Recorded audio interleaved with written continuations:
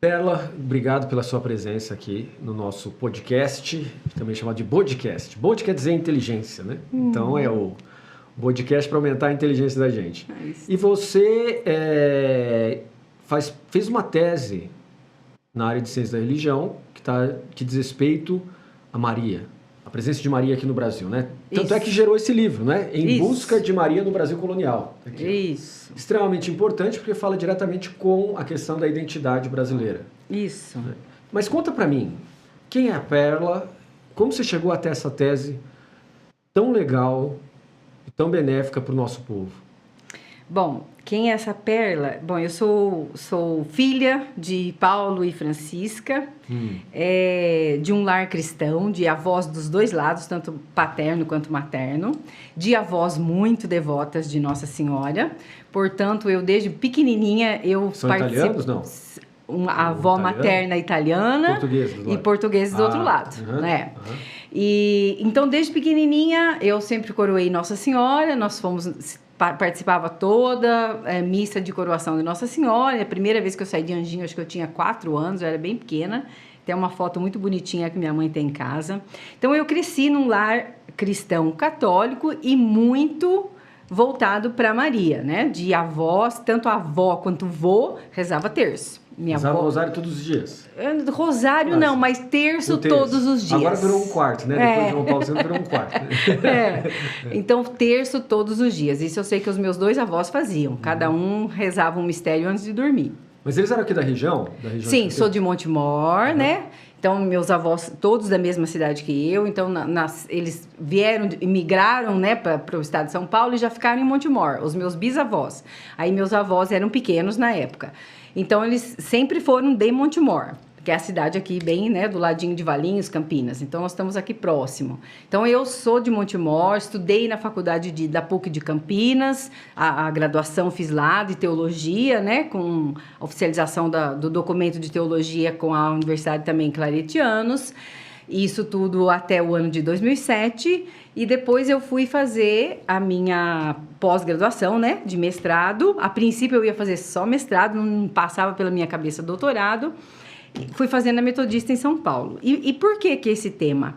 É uma coisa que é muito... que eu gosto até de comentar, que eu, dentro do meu lar, como quase que todo lar e como com quase todo homem, porque a nossa estrutura é machista, eu desde muito pequena eu percebia que o relacionamento da minha casa não era certo entre meu pai e minha mãe.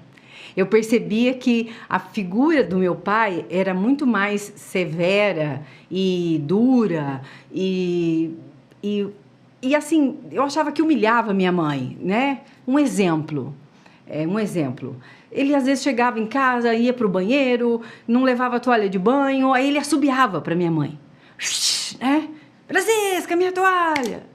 E eu era pequena, eu olhava aquela cena assim, eu não gostava. Né? Eu achava assim, por que assobiar para minha mãe, né?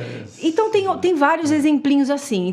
Então quando eu fui para os estudos, e aí, nessa época lá do ano de 2015, 16, 17, eu comecei a acompanhar muito nas redes sociais as feministas, né? Então, tinha várias coisas que eu concordava que elas falavam e tinha coisas que eu achava muito radical, muito absurda e tal.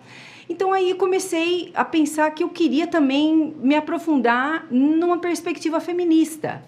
E aí, uma professora minha da PUC de Campinas me aconselhou que, ao ir para a Metodista, que eu fosse, então, com a professora Sandra Duarte, que ela era especialista em gênero, para resolver essas questões que eu estava convergindo já para pesquisa. Certo. Eu queria ver o papel da mulher na visão da igreja. Então, no mestrado foi calma, assim. Vamos com calma, peraí. Sim. Peraí que você está indo rápido, eu estou entendendo, mas assim... Então, você veio de uma família que o pai e a mãe rezavam rosário, porque os avós também rezavam rosário? Meu pai e minha mãe eram menos, mas os avós eram muitos. Rezavam rosário. Muito, isso. E mesmo diante de uma situação onde você tem Maria como centro de espiritualidade, que o rosário é isso, Sim. Você tinha uma questão ainda de machismo. Tinha. Ou machocentrismo, né? Tinha. Isso acabou influenciando você. Muito. Mas Antes de você chegar lá, você teve uma formação, antes de chegar no mestrado, que é de teologia ou não era de teologia? Como é que foi esse percurso aí até chegar no mestrado? Fiz na PUC, o curso para leigos na PUC, de teologia, era dado à noite e chamava Ciências Religiosas, porque na Itália, o curso de teologia para leigo é Ciências Religiosas, que chama, na Itália. Ciências Religiosas. Aí a PUC de Campinas trouxe esse modelo para o Brasil, introduziu esse curso de teologia para leigo dessa forma. Isso era 2003 a 2007. Eu estava na China, no meio da pandemia, quer dizer, onde começou o Covid-1 lá, e você, lá em Taiwan, e você estava aqui... E eu estava aqui em Campinas, do ladinho de Paris. E estava do meu lado, porque eu estava na Unicamp, eu estava indo para a China. Eu estava próximo ali. Então, nós estávamos próximos, então... E aí, o que aconteceu? Pela PUC, esse curso não era reconhecido pelo MEC. Então, quando eu resolvi, em 2015, que eu queria voltar a estudar, ou seja, fazer meu mestrado, eu tive essa barreira, porque eu não tinha documentação de teóloga reconhecida pelo MEC. Como é que eu ia prestar um vestibular para fazer pós-graduação? Aí você foi para os Claretianos. Aí eu fui para os Claretianos. Cursei mais um ano, né? Daí eles me deram lá as disciplinas que eu tinha que cursar para realmente validar meu diploma. Então, teóloga, né, oficialmente reconhecida pelo MEC, e peguei... Você teve que fazer alguma matéria a mais, não? Tive que fazer mais umas 7 a mais. 7 a mais? Você ficou... Mais quanto? Deu 2 semestres. 2 semestres, primo. Você pega aí, foi umas 5 disciplinas, aí 4 num, 5 em outro, entendeu? Foi aí umas 8, 10 disciplinas. Foi esforçada mesmo. De 2015 a 2016. Aí me preparei para o mestrado nesse final de 2016. Entrei em 2017 no mestrado, na Metodista de São Bernardo do Campo, né, lá de São Paulo. Também, assim, instruída por essa minha professora de PUC, que ela entendia que eu tinha condições mesmo de me aprofundar mais, de estudar mais, né? Ela sempre falava isso para mim nas aulas de PUC, Campinas. E aí ela me incentivou que fosse para lá e que então... Não, mas peraí, na hora que você conseguiu o seu diploma... Isso, daí eu já... Aí você falou, mas você já estava em contato com ela, então? Já, porque eu fui fazendo as coisas meio caseada. Silvana, você pode bater um papo comigo? Falei, tô oficializando meu diploma e eu quero, então... A importância dos mestres, isso, né? Muito. Acho que isso todo aluno tem que levar em consideração. Você tem que fazer pelo menos 2 professores em que você tenha uma boa amizade e um bom relacionamento, né, para que você possa ter esse contato para o resto da sua vida e quando você precisar falar, professor, você pode me ouvir um pouco? E essa professora foi um amor, me ouviu e me instruiu para que então, aí eu contei essas inquietações de mulher, de perceber o machismo, de que eu não concordava, até porque dentro da minha própria casa, o meu marido tem um gênio muito mais forte que eu, né? Na época a gente também era muito mais novo, então também tinha os relacionamentos dentro de casa. E eu falei, mas gente, da onde vem essa opressão? Né? Da onde vem essa diferença de sexo, né? De homem para mulher? Meu pai tratou minha mãe assim, eu vejo as coisas assim. Então, eu coloquei tudo isso para minha professora, coloquei para ela o que eu tinha vontade de pesquisar, e aí, então, ela falou assim, olha, o lugar que você tem que ir, um dos melhores lugares para você fazer uma pós-graduação em Ciências da Religião, o melhor curso que nós temos é da Metodista, e você procura a professora Sandra Duarte, que ela é especialista em gênero, e você vai se achar aí. E aí fui. Então, Então, como eu disse, fiz o mestrado, para então ver qual era o papel da mulher na igreja. E aí, ao terminar o mestrado, eu percebi que, na verdade, né, o que eu já meio que desconfiava, quase que intuía, já estava bem perceptível, que a imagem de Maria, para a mulher, principalmente católica, no caso, né? Ela é um papel bastante determinante, né? Porque, como eu disse, minhas avós, eu sempre vi essa postura devotada, e sim, hoje eu sei dizer submissa ao seu marido, né? Tá bom, meu bem, ok, vou fazer, meu bem, ok, vou buscar, né? Sempre naquela perspectiva de serva, né? Que hoje, com a ajuda das teólogas feministas, essa palavra tem sido observada de outra forma, né? Questionada de outra forma, e a gente já vê hoje muitos padres e teólogos também trabalhando essa palavra de uma outra forma, né? Não no sentido de serva, no sentido de escrava, né? Mas isso é coisa recente, né? As últimas aí 2 décadas talvez, estamos vendo com uma ênfase maior, questionando mais sobre isso. Então, na minha infância, isso era super normal. A mulher tem que obedecer o marido, né? A mulher tem que servir o marido. Então, eu fui com essas inquietações. Então, fiz esse trajeto no mestrado, pegando lá os documentos do Papa João Paulo II e o início do pontificado do Papa Francisco, né? Porque ele entrou em 2013 e eu estava lá em 2017, 2018 fazendo meu mestrado. E aí, o que aconteceu? Aí veio outra pergunta. Pensei, falei, nossa, mas o que será que aconteceu na colonização do nosso país, né? Do nosso Brasil? Como que Maria teria influenciado? Qual imagem que veio para cá e que suplantou uma imagem divina indígena, né? Que ocupou o lugar de uma indígena. A princípio, eu queria muito descobrir isso. Qual seria a divindade feminina que Maria coube, vamos dizer assim. Mas, né? Nossa, mas como é que você fez isso? Porque, assim, a questão da imagem feminina depende da tribo, né? Qual a etnia? Qual a etnia? Guarani, Tupi, Não, então, Guarani? Como é que você trabalhou não, isso? Então, aí, o que aconteceu, Plínio? Nós focamos Tupi-Guarani, né? Isso tudo, estou falando na parte do projeto, que o professor Lauri, que foi meu orientador, ele já estava comigo me orientando. Quando tinha sido a Sandra, o que aconteceu nessa passagem? Eu resolvi trocar. Você resolveu trocar? Resolvi trocar. Por quê? Porque daí eu fui para a área de história. Então, essa é uma pergunta minha. Quando você entrou com a mentalidade já de uma tradição católica, portuguesa e italiana, você deve ter tido um choque para você, não foi? Foi. Porque na hora que você encontra dentro da metodista, que é um protestantismo histórico, e que a Sandra Duarte é uma pastora metodista, né? E os movimentos metodistas, eles são sempre muito aguerridos, assim, no que diz respeito ao progresso no pensamento teológico.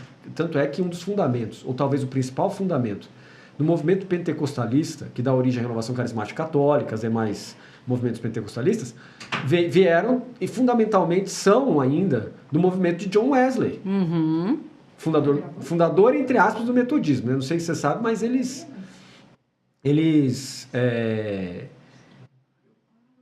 os fundadores da Igreja Metodista dos Estados Unidos brigaram com John Wesley. Basicamente, John Wesley ficou desgostoso com eles, porque falou assim, eu não quero que funde uma outra igreja que não seja anglicana.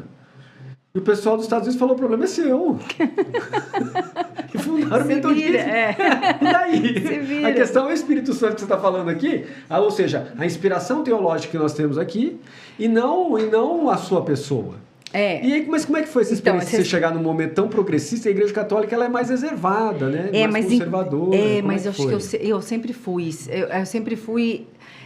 Com aprofundamento lá, aprofundando os textos, as teóricas feministas no processo do mestrado, eu fui percebendo que desde pequena eu era feminista.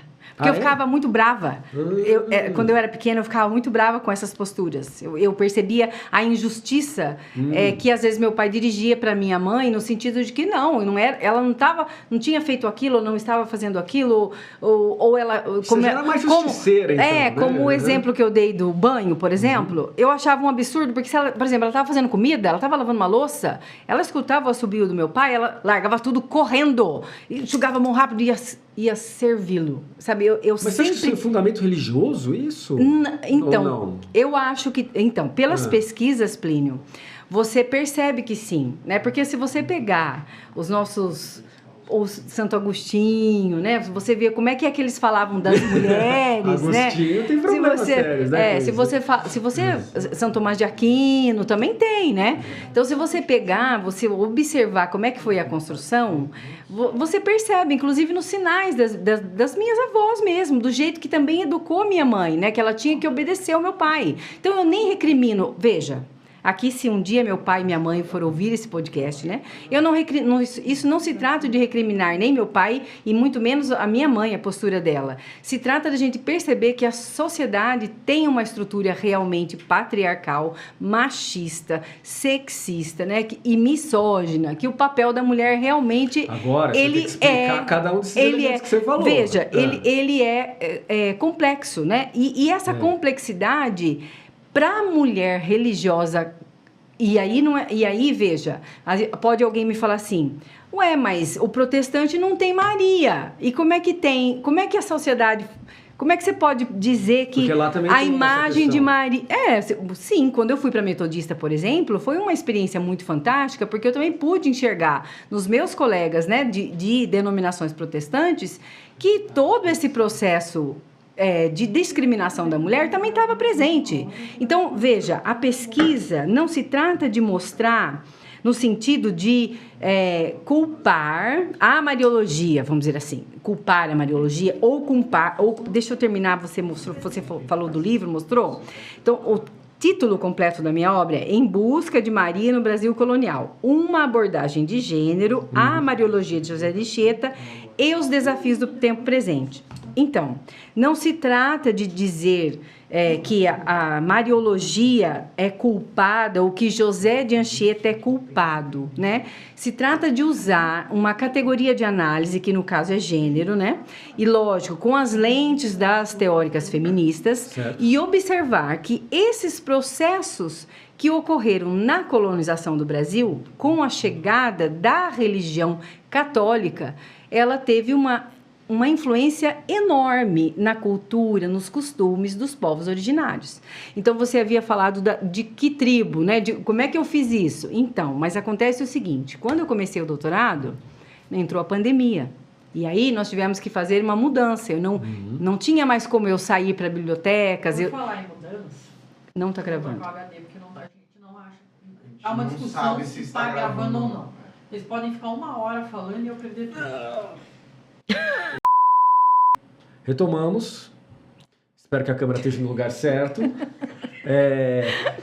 Foi um alerta falso, mas vamos voltar. Então, quer dizer que você entrou na Metodista, viu que o protestantismo histórico também tem questões ligadas a uma centralização masculina e que Maria não tem muito a ver com isso, ou tem? Tem, né? Tem, claro que tem. Apesar de Maria, né, não estar dentro do protestantismo, tem, né, Plínio? Porque se você pegar que você tem, vamos dizer assim, 16 séculos, aonde a Igreja Católica era hegemônica na construção da cultura ocidental, tem, né? Não tem como a gente não dizer que com 15 séculos de construção religiosa cultural, a gente não tenha herdado isso até os dias de hoje, né? Não tem como. Então, obviamente que não tem o culto a Maria nas outras denominações, mas uma influência dessa mulher, dessa personagem, tem, né?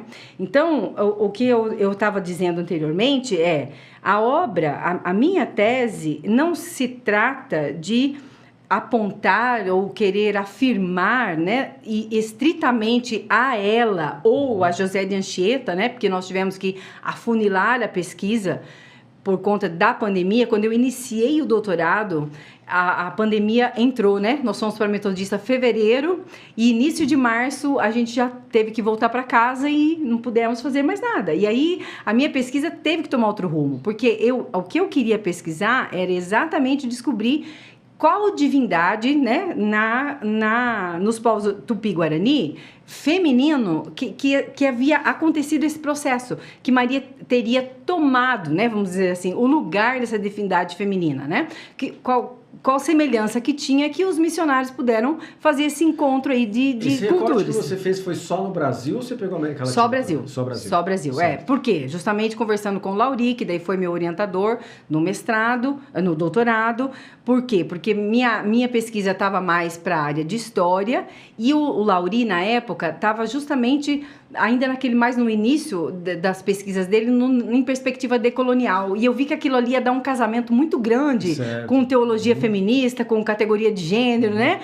A decolonialidade, né? Então, isso foi muito legal. Então, quando eu percebi isso, fui conversar com ele, olha, mas Maria, né, não é? Ele é um luterano, né? Mas ele, na perspectiva que eu levei para ele, do jeito que eu queria, os embates que eu também sofri no mestrado, né? Ele entendeu, falou, não, então vamos fazer a pesquisa junto, eu te ajudo, porque na área de história e na perspectiva decolonial posso te ajudar tranquilamente. Então o que o material quer dizer? Não é uma questão de culpar o Maria e José de Anchieta, que foi para onde a gente afunilou por conta da pandemia, né? Porque a princípio, como eu ia procurar essas coisas de divindade, eu tinha conseguido com o padre Contieri, lá do pátio do colégio em São Paulo, Sim.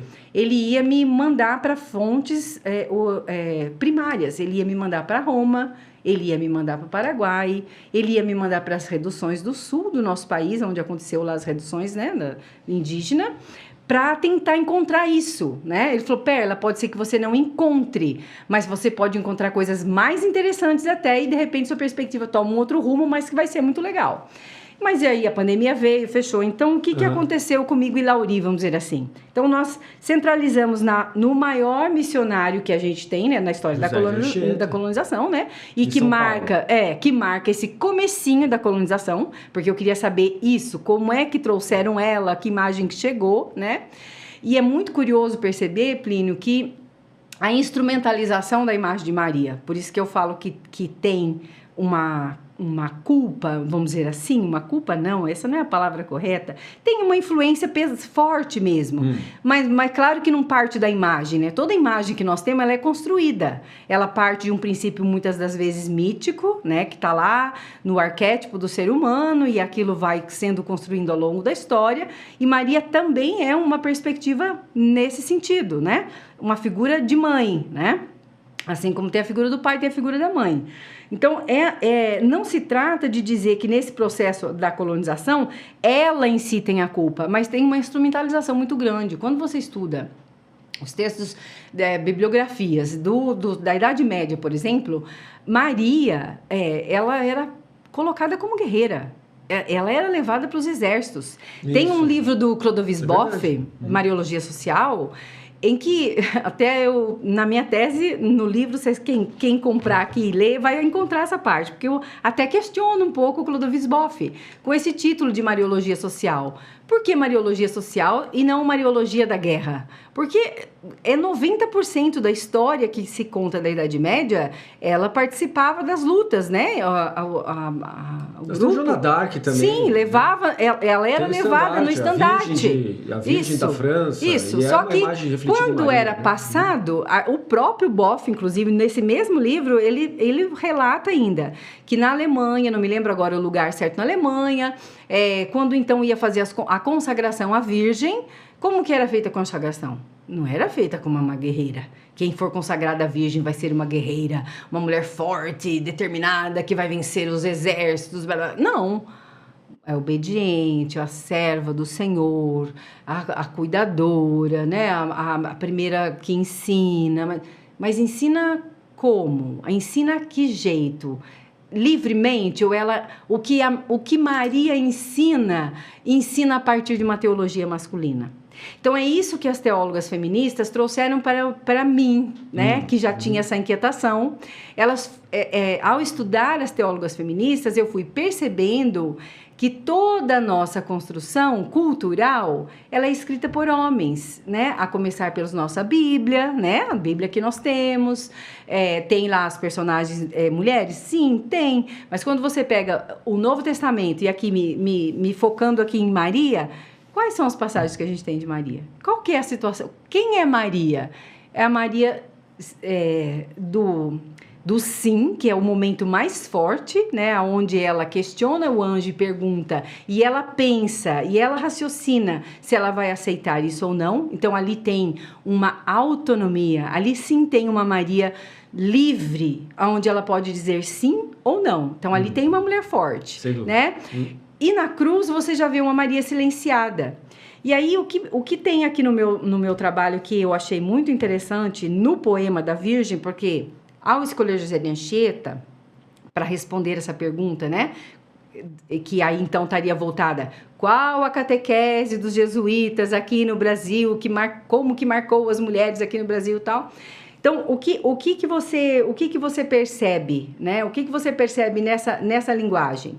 Que José de Anchieta vai mostrar essa imagem não da guerreira, ele vai mostrar na catequese uma mulher obediente, serva, cuidadora, que protege, né, que é capaz de livrar os povos nativos do demônio, né, que naquela época em que eles chegam aqui, que encontram o costume, né, dos povos Tupi-Guarani, de viver poligamicamente, né? Atualmente também, o rito antropofágico, isso, então, e aí volta tudo o papel para a mulher, né? A mulher que trouxe o mal no mundo, né? E aí então vai indo, né, Plínio? Vai indo, então assim, não se trata de dizer a personagem mãe de Jesus, mas é a construção da teologia masculina patriarcal, né? O que é patriarcado? O que é patriarcal?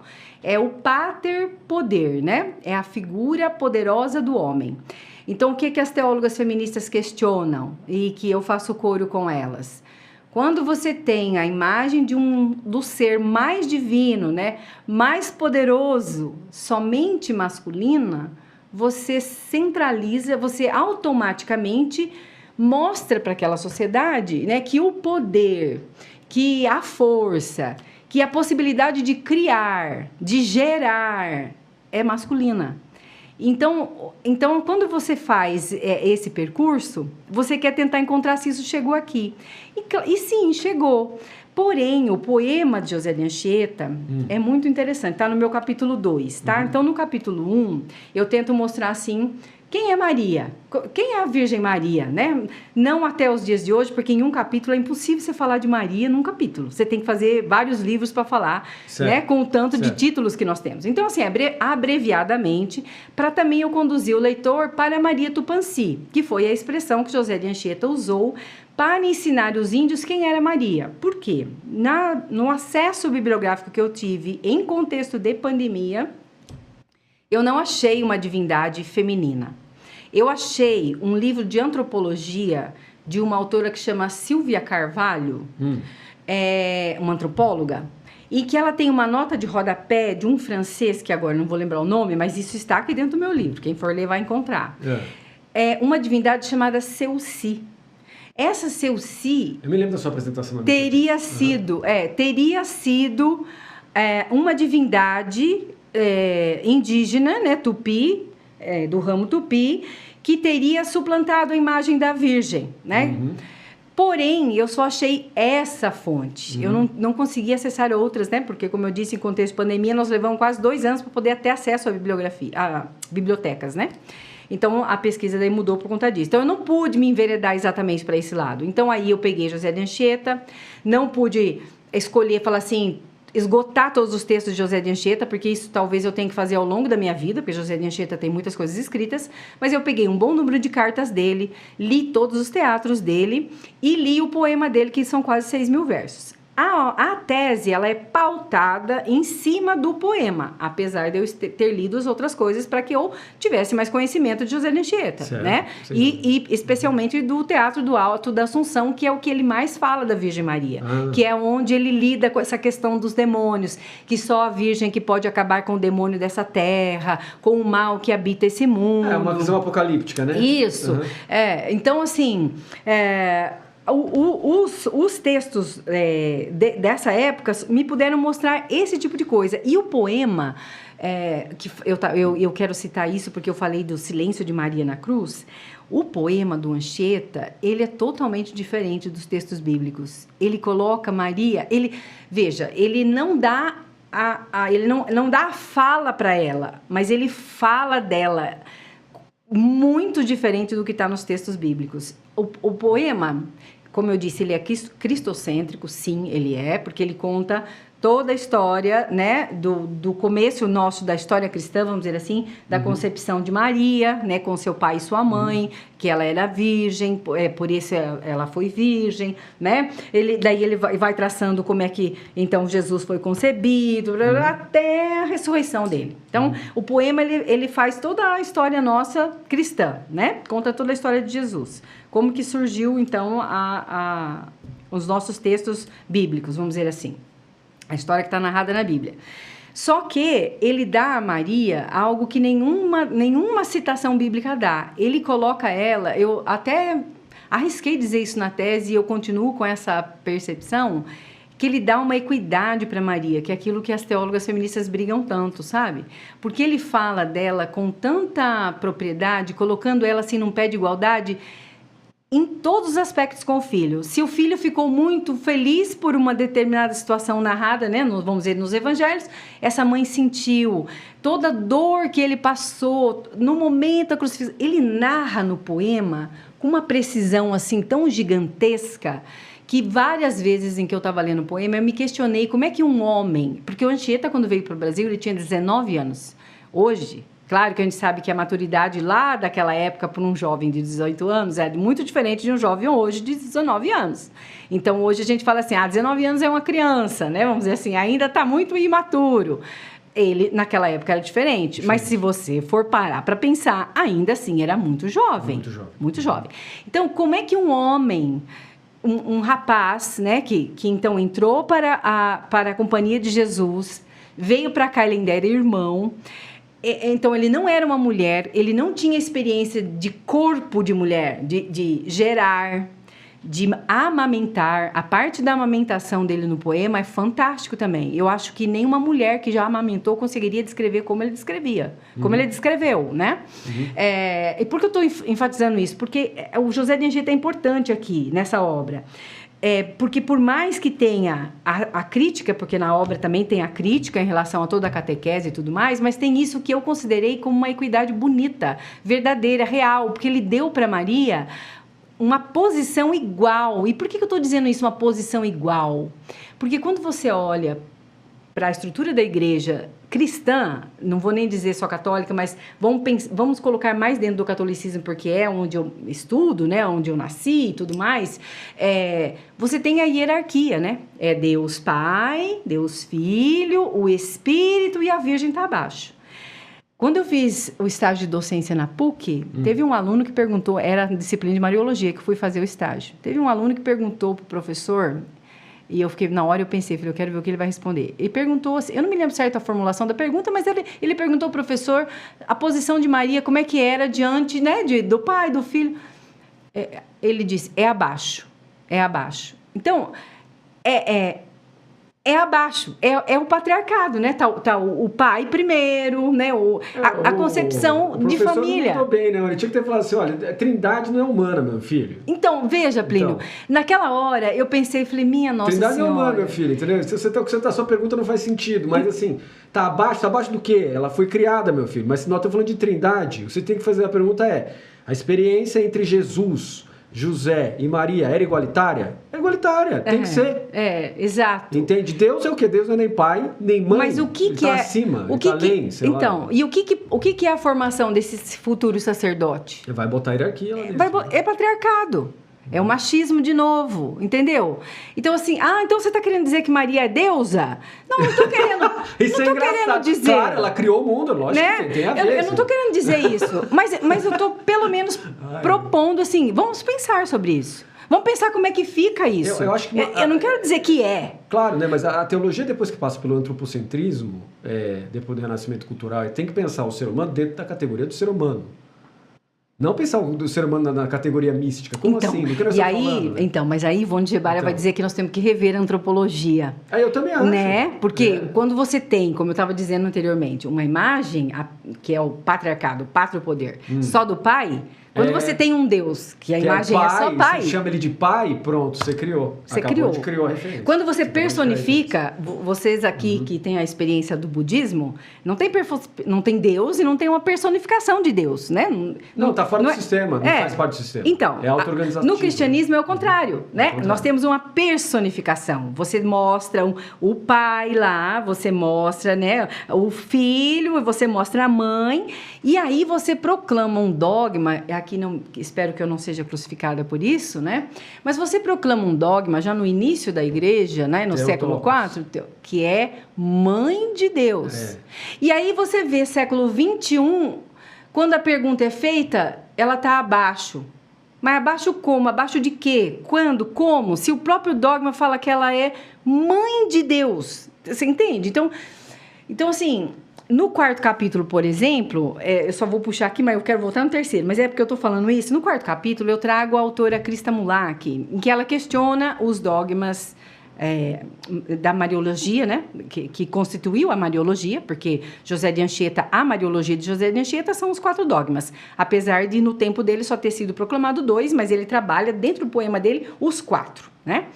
Isso já era algo já muito sedimentado, vamos dizer assim, dentro da igreja, só não era oficializado ainda. Mas os 4 dogmas estão ali no poema dele, né? Em toda a estrutura. Então, quando você observa isso, né? Você observa que você tem o dogma, como a Christa Mulak fala, você tem o dogma de Maria, os dogmas de Maria, interpretados de forma apenas androcêntrica, né? Patriarcal, você percebe, e você pode comprovar hoje pelos estudos, como a própria questão da serpente, não ser a serpente do mal, do demônio, mas sim do conhecimento, da sabedoria, você percebe que eles estão equivocados, né? E que nós precisamos rever essa questão dogmática, rever esses dogmas, justamente para dar um rosto adequado a esse Deus Criador. Um rosto materno de Deus? Um rosto feminino? Não sei. Eu acho que a gente não tem essa resposta ainda, né? O Leonardo Boff tem um livro que fala sobre o rosto materno de Deus. A gente encontra, que nem eu falei desse livro da Christa Mulak, em que ela tenta mostrar Maria quase que nessa perspectiva de divina, de uma deusa, porque ela faz uma comparação com aquilo que os teólogos, principalmente os tradicionais, não querem aceitar, de que arquetipicamente a Virgem, ela traz arquetipicamente todas aquelas deusas do período pagão. Então ela mostra assim a comparação de Ísis, ela mostra a comparação da Imaculada, a imagem da Imaculada Conceição como uma das imagens mais antigas, matriarcais, né, da origem da humanidade, dessa mãe que gerou. Então essa é a imagem das águas, de cima, dela estar em cima do globo, dela ter a serpente no pé, entende? Então a Christa Mulak faz toda essa construção. Então a Christa Mulak também não está querendo dizer que nós estamos querendo que Maria seja deusa, mas nós estamos querendo que a gente pense sobre isso, né? Então, acho que a grande contribuição da minha tese, que era olhar para isso, né, como que nasceu, porque na minha cabeça eu estava partindo assim, tinha uma cultura que já acontecia lá e chegou aqui num grupo humano que esta cultura eles não conheciam, eram virgens, vamos dizer assim, né? Eles não conheciam essa cultura e foram atravessados por essa cultura, né? Essa cultura trouxe para eles o pecado, né? Então trouxe o mal, trouxe o bem, trouxe a mudança do casamento, como eu falei da poligamia, que a poligamia tinha toda uma estrutura de força para as mulheres na aldeia. Elas eram hierarquicamente postas numa posição de poder dentro da aldeia, né? E para o homem também. O homem que tinha muitas mulheres eram as mulheres que, vamos dizer, creditavam poder a ele. Porque quanto mais mulher ele tinha, mais poder esse indígena tinha, né, diante de outra tribo. Você está falando agora dos Guaranis? Tupi. Tupi, principalmente Tupinambá, né, Plínio? Porque quando a gente pega também, isso é uma coisa que eu achei também muito curiosa.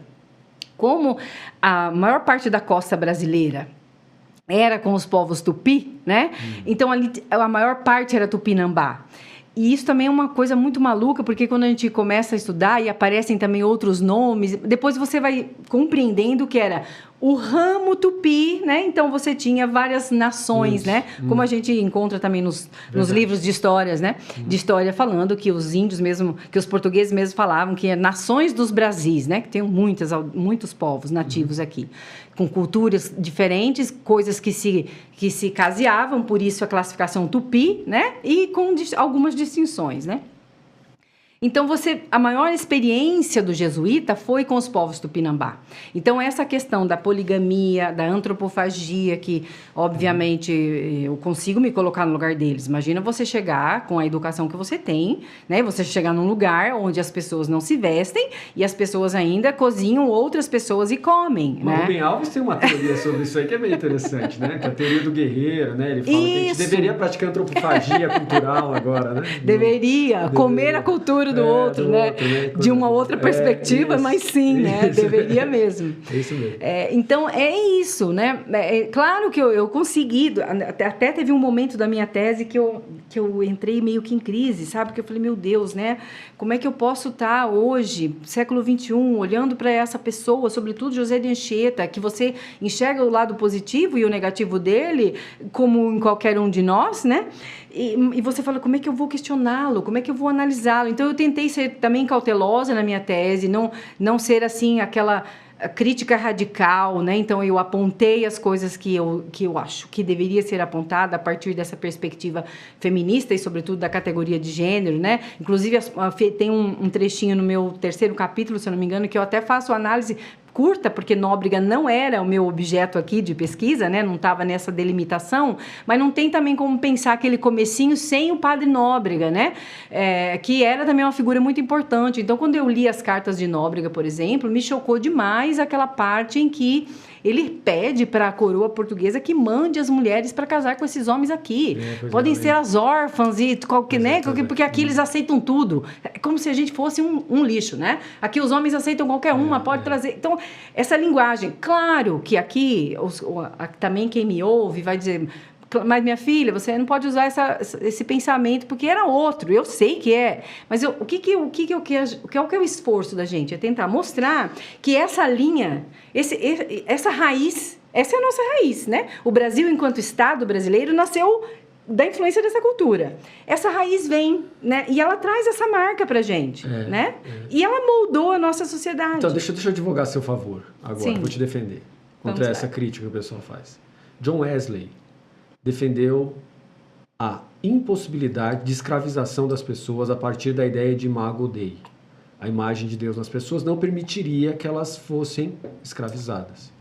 Nós temos outros exemplos naquele tempo de colonização que dizem não também, como Bartolomeu de las Casas. Sim, sim. Ele diz não. Então, aquilo que você está dizendo assim, mas você não pode usar isso. Pode sim, porque tinha gente naquela época que falou não. Isso. Não aceito essa condição. Bartolomeu de las Casas, dominicano, como eu, né? Uhum. Ele tinha a ideia da graça como presciência e como algo que determinaria a possibilidade da pessoa ser batizada. E logo era muito diferente da questão jesuíta, que falava assim, não, você pode ser batizado, mas você pode enganar. E o Bartolomeu falava, enganar como? Se você é batizado, não tem como você enganar. Foi Cristo que te levou até lá e acabou. A partir dali é conversão. Jesus fala, não, mas você pode ser enganado. Então, se você pode ser enganado, então nós temos que ver, entendeu? Então, batiza, mas pode continuar escravo, entendeu? Porque quem disse que não está enganando? E o Bartolomeu gritava, falava, não pode. Wesley também, não, impossível, porque se a gente entende que a graça move a pessoa até Cristo, você não pode escravizar mais ela, você está escravizando aqueles... Atualmente nós temos um retorno disso, mas um retorno meio pernicioso, né? Sim. Que é só os batizados que são filhos de Deus, os não batizados não são. Mas aí vai contra o Atos dos Apóstolos, porque tinha gente falando de Jesus naquela época e nem batizado era, foi batizado depois. Isso. Então como que pode falar uns negócios absurdos desde o nosso tempo? Isso. Então, Pérola, eu acho que você pode falar sim que é um absurdo aquela visão, entendeu? É um absurdo mesmo, Plínio. E assim, e aí é um absurdo porque quando você olha o processo, né, que foi o início do cristianismo, ou vamos dizer, do movimento de Jesus, né? Eu gosto dessa expressão, porque o cristianismo ele é uma construção, né? O termo de religião cristã é uma construção que vem posterior. Então, assim, o movimento de Jesus não pregava isso, né? Não pregava as coisas dessa forma.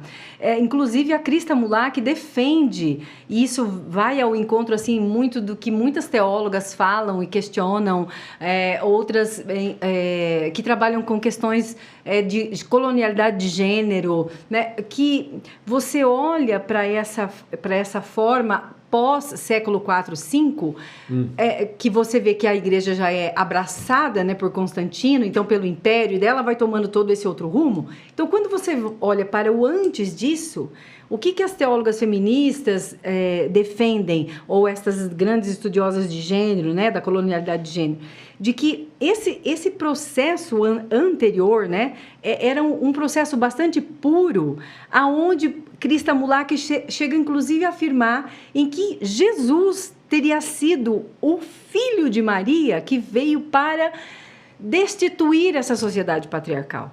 Tanto é que ele acolhia as mulheres. Pode ser. Né? Que ele acolhia as mulheres. Elas sentavam à mesa com ele, coisa que uma judia não sentava com um homem. Então, assim, é uma defesa muito grande de que Jesus foi aquele homem sensível ao seu tempo, que percebeu que aquilo estava errado, né? Que essa discriminação contra a mulher estava errada, e ele, então, vem inverter esse processo. E se você olhar para o texto bíblico, que o autor teve, não sei se é o cuidado, a intenção, não sei, né? Não houve nem a participação de José na concepção de Maria, você tem também uma mãe aí muito independente.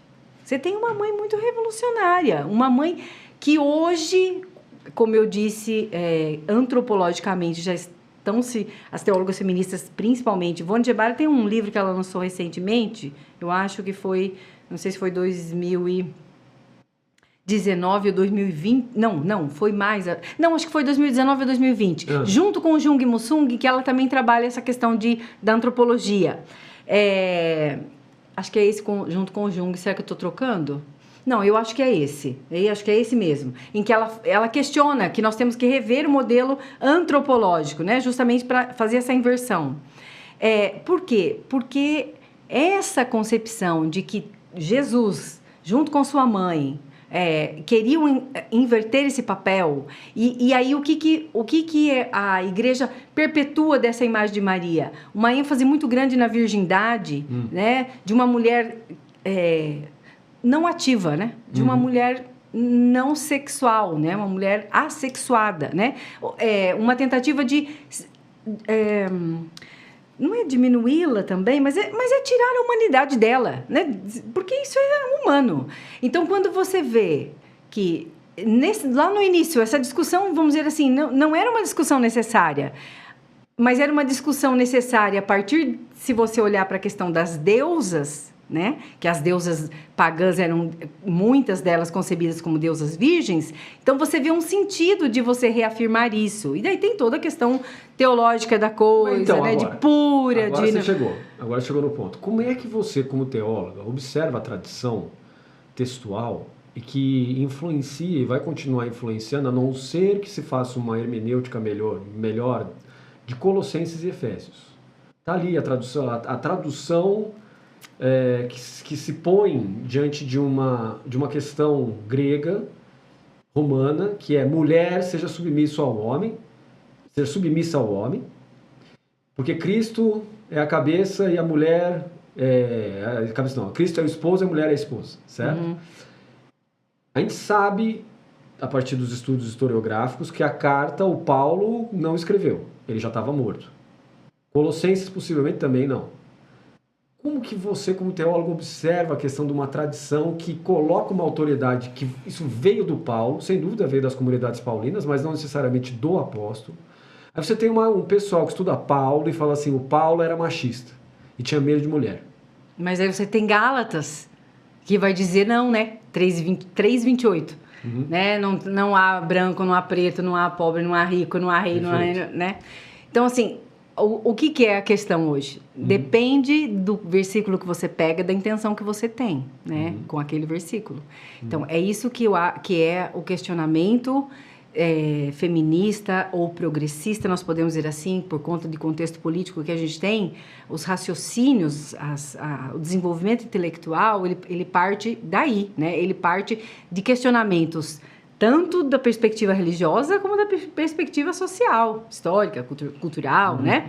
Então, assim, se você pegar esse versículo que foi escrito para aquela comunidade, naquela época, naquele contexto, como a gente, quando faz a teologia, aprende que tem um contexto, tem um pretexto, né, para aquilo estar ali, você pode, então, argumentar de outra forma. Você vai dizer, não, Paulo não era isso. Paulo disse que não havia mais essa diferença, que nós éramos todas iguais. E Jesus tratou assim todos os seus, todos iguais. Então, para o cristão, sobretudo o católico, porque essa é uma diferença que acredito eu que você vai concordar comigo, né? Pelo menos a gente vê muita gente sempre apontar por esse caminho. A teologia católica, ela leva muito mais em conta Jesus, o Novo Testamento, né? Pra gente é muito mais importante. Ele que ilumina o Antigo. Quando nós pegamos nossos irmãos protestantes, eu não quero generalizar, dizer que são todos e tal, mas principalmente dentro da corrente pentecostal, aqui dirá neopentecostal. Neopentecostal, principalmente. Você pega o Antigo. Aquilo é que vale, né? Então é aquela imagem lá de mulher que vale, aquilo lá que vale. Aí, para ajudar a reforçar o Antigo, eles pegam essas partes aí das cartas que nós temos no Novo Testamento para ferrar mais a nossa vida, né? Para ferrar mais a vida das mulheres.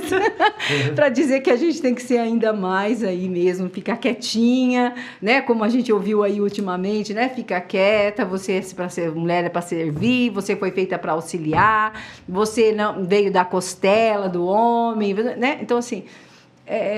Então, sabe que essa história da costela, o pessoal trabalha ela de uma maneira tão estranha, mas se a gente olhar pelo lado da lógica, ou seja, da mesma natureza, então é igual.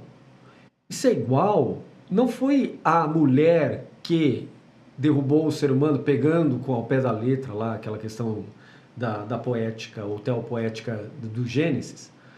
Foi a natureza humana, não foi a mulher. A mulher só estava ali porque a serpente resolveu, porque ela estava ali passando na hora. Ah, não, mas a presciência divina, etc. Então vamos para o lado da presciência divina? Então significa que o livro da revelação, que começa com Gênesis, fecha com Apocalipse, né? O livro da revelação. Diz que a serpente será derrotada não pelo homem, mas pela mulher. Logo, a mulher está acima. Logo, não pode mais colocar a mulher para baixo. Só que o pessoal não gosta de fazer essa exegese, né? Não. Ou essa interpretação hermenêutica. Eles gostam. Eles gostam de colocar a mulher para baixo. Agora não dá para entender muito bem. E muito menos usar Gênesis 1:28, né? Que, se eu não me engano é 1:28, né? Que fala que Deus os criou, homem e mulher, Deus os criou, a sua imagem e semelhança, né? Então, quer dizer, criou os dois. Essa tradição não é boa, entendeu? Vamos pegar outra que fala que é costela, porque essa tradição que ela é mais igualitária, ela não é boa pra gente, entendeu? Por quê? Porque no final das contas, você já jogou uma luz sobre isso quando a gente conversou a primeira vez.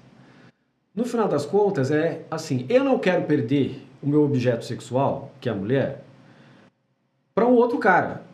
Então, eu tampo ela o máximo possível, coloco ela numa... Porque, assim, aquela coisa, né, de segredo industrial, eu não vou passar para o outro aquilo que é bom, entendeu? Deixa quieto isso. É só para mim. No final, é um egoísmo da parte da classe dominante dos homens, sem dúvida alguma, porque eu não vou expor aquilo que eu gosto para outro levar. E aí o que eu faço? Eu oprimo o objeto do meu desejo. Você não pode isso, não pode aquilo, não pode... Você tem que ser virgem. Então, virgem. Qual que é a ideia de ser virgem? Começo, né? No começo, no meio e no fim. Antes, durante e depois, né? Aí, o que a gente tem hoje, já que quando eu fui fazendo os estudos, eu fiquei, assim, felicíssima. Hoje a gente já tem uma perspectiva diferente da virgindade, que eu super apoio, e tem tudo a ver com aquilo que a gente defende numa perspectiva de colocar o papel da mulher mais equânime e, sobretudo aqui, em perspectiva religiosa, que automaticamente vai passar para a sociedade, né? É que a virgindade de Maria, hoje eu posso afirmar que ela foi antes, durante e depois, já com essa nova hermenêutica, como você falou anteriormente.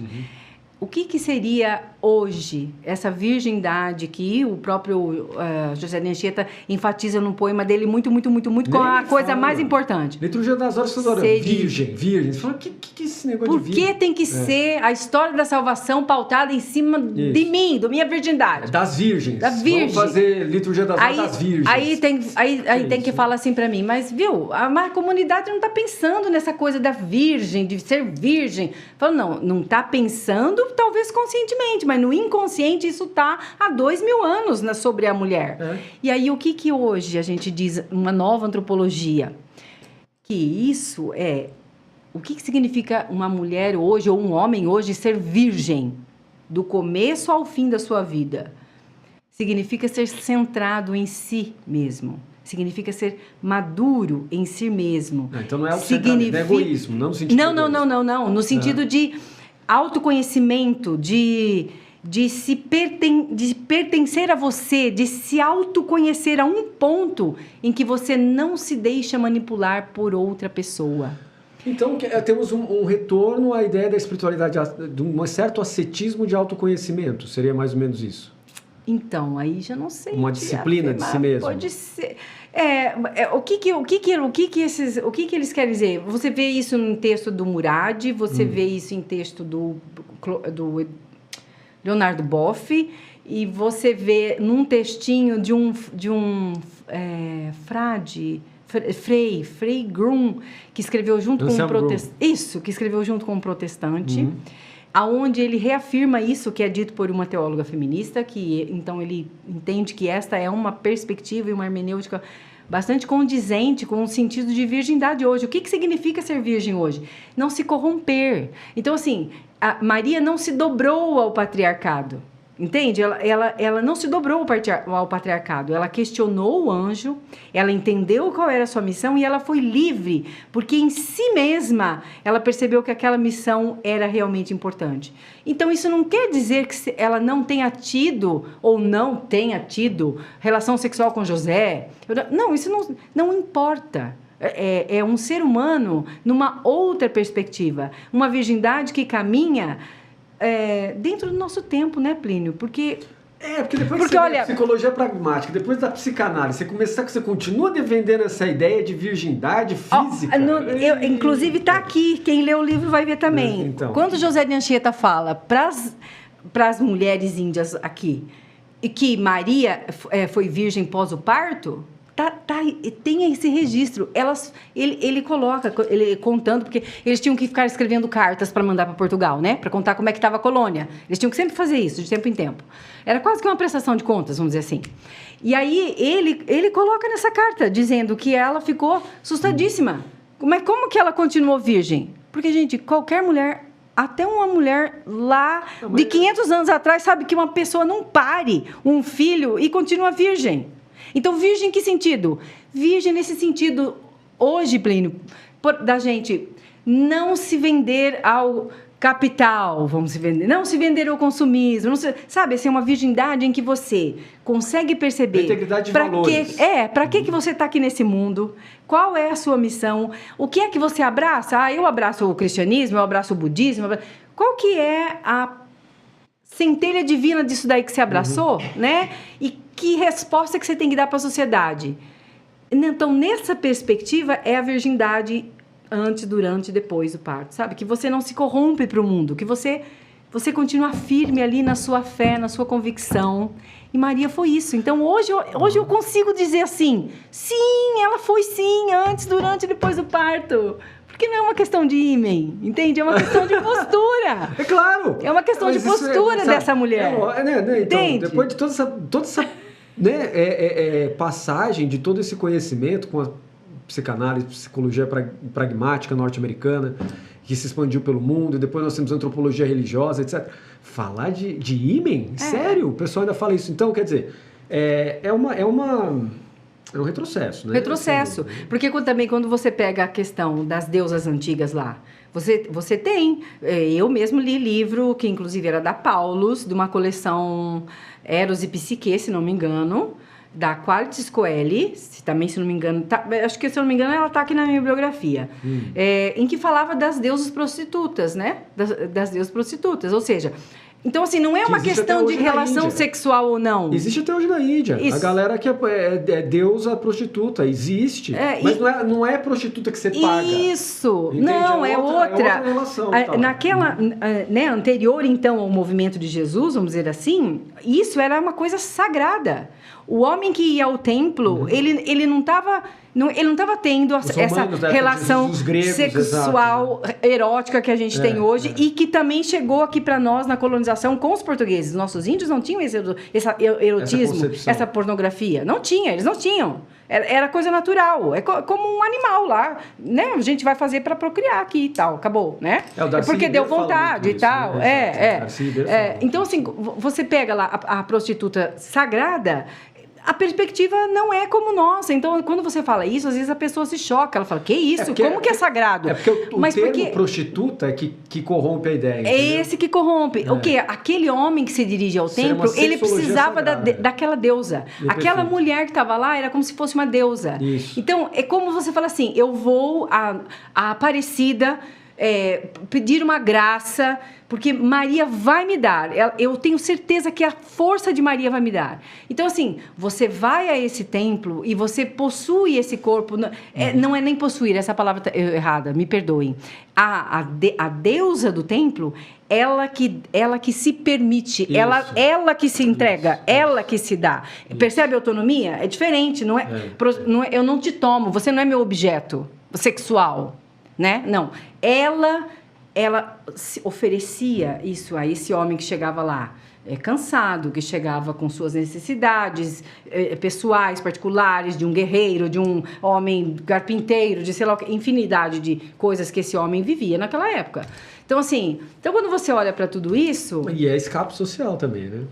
Também. É escape social. Claro. Eu estava perguntando uma vez para alguns professores meus na área de direito, que ocupavam posições públicas. Eu perguntei para ele, mas por que vocês não fecham todos os prostíbulos, etc? Ele falou, meu amigo, se a gente fizer isso, aumenta o nível de violência social familiar de uma maneira absurda. Você não tem noção do que aconteceu nos países que isso aconteceu. Por isso que ninguém mais toca nesse assunto. Eles me explicaram várias coisas que estão por fora do mainstream, mas aparecem artigos científicos sobre isso, né? Principalmente na área de ciências sociais, ciências jurídicas, né? Algo que na antiguidade o pessoal meio que tinha sacado isso, né? E vamos manter aqui, e essas pessoas que estavam ali no centro eram mulheres, né? E também homens que se prostituíam, entre aspas, a prostituição, né? Porque na verdade é um mecanismo onde você tem uma diminuição de violência. A questão da sexualidade é uma questão muito pesada pra gente. Né? Então, isso que você está dizendo, pra gente voltar aqui no nosso livro e tentar ir amarrando, isso que você está dizendo vai exatamente ao encontro do que aconteceu com a chegada da cultura ocidental. O índice de violência, as mulheres nativas não tinham essa violência. Pois é. E aí, quando chegou essa cultura, com esse pensamento erótico, pornográfico, objetificante do corpo da mulher...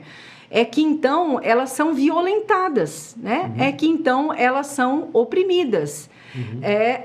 E perdem, com o casamento nuclear, da forma que a gente tem, né?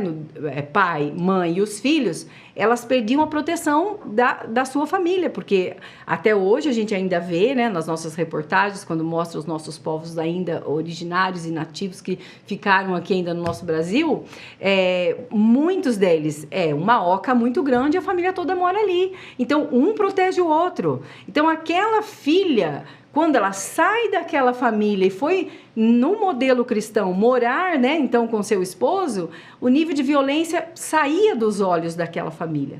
Ela era tratada, né, de forma diferente do que dentro daquela estrutura familiar nativa que a gente tinha aqui. Então, então como é que você terminou, como que você concluiu essa questão dessa tese, né? Sim, então... sim, realmente essa imagem de Maria que chegou aqui no nosso país, ela sim marcou de forma bastante significativa a mulher nativa e reforçou as mulheres brancas que aqui também vieram, porque nós tínhamos os colonos, né? Então, a Anchieta não dava a catequese, ou principalmente os teatros, não era apenas para os povos nativos. Todo aquele povo que estava ali, colonos e nativos, assistiam às peças teatrais. Então, de um lado, ele reforçava a cultura europeia, né, porque aqueles já eram portugueses, vamos dizer, eram europeus, já tinham essa cultura. Reforçava, por quê? Porque ao chegar aqui, os homens, quando chegaram aqui, também entraram daí numa libertinagem, vamos dizer assim, porque daí para eles a sexualidade era um acesso muito fácil, né, porque acesso muito fácil no sentido de ter a mulher que aqui estava não vestida, porque era a cultura daqui, né? Não era porque elas eram depravadas, né? Não, era a cultura daqui, né? Os homens daqui não faziam isso com elas.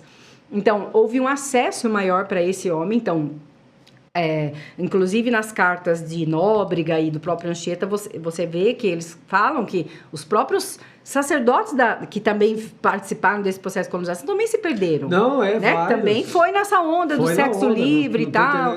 Então, sim, com certeza foi um caos para eles. Eu consigo também me colocar no papel deles, imaginar, né, o tanto de demônios que eles enxergavam, né? Mas por quê? Porque para eles a cultura... Então, o que fica? Que eu acho que fica, para a gente tentar ir amarrando. A gente não é a única cultura e não é a verdadeira, a única, aquela que só por ela é que vai mudar o mundo, não, a gente tem uma pluralidade de coisas acontecendo e de denominações religiosas por aí. O encontro, a nossa unidade é em outra perspectiva e não em questões dogmáticas, doutrinais ou coisas do gênero, né? Nós precisamos achar um equilíbrio para essas imagens, né, que nós construímos, do masculino e do feminino, e que tem pautado aqui, né, 16, 17, quase que seus 18 séculos dentro da estrutura cristã, né? Então, nós temos uma mudança somente a partir aí, né, do final do século XIX para o XX, principalmente. Então, é uma coisa recente. Então, essa pesquisa não é uma coisa que fala de um passado que está longe, que não acontece mais. Nós tivemos muitas vitórias já, eu acho que as mulheres já alcançaram muitas coisas. Mas essa imagem sedimentada, principalmente se eu pensar num patriarcado, que é coisa milenar, né? Que aí, quando você estuda a evolução humana, você vai percebendo, né? Como que essa estrutura foi vindo, que está antes até do cristianismo, no caso, né? Então, se você olhar quanto tempo isso caminha, o quanto tempo vai demorar para a gente mudar, né?